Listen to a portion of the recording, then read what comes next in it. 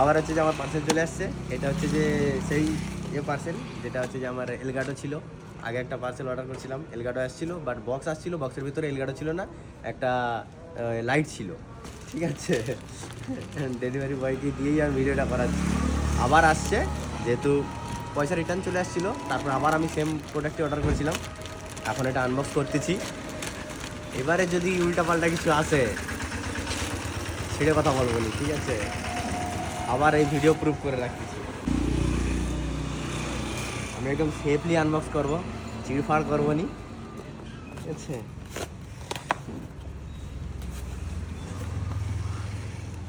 Product আছে আছে, এই যে আগের বারে র্যাপিং ছিল, এবারে কোনো র্যাপ নেই। অ্যাকচুয়ালি এই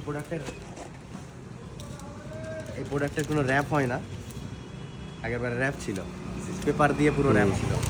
এই যে ডিটেলস, এই যে আমার অর্ডার লিস্ট, অ্যামাউন্ট সব লেখা আছে, 24,000। তাহলে আনবক্স করা যাক।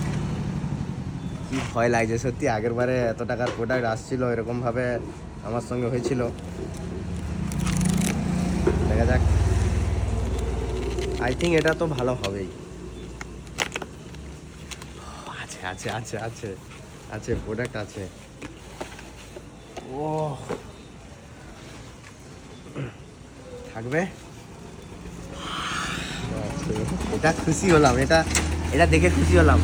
থ্যাংক ইউ অ্যামাজন, পাঠিয়েছো, খুব ভালো প্রোডাক্ট, ব্র্যান্ড নিউ একদম। ও এই যে 4KX চুমু একদম। আরও বাকি ডিটেলস দেখে নি, সত্যি ভালো লাগলো জিনিসটা দেখে। আর ভেতরে আরও কোথায় টেবিলগুলো কোথায়?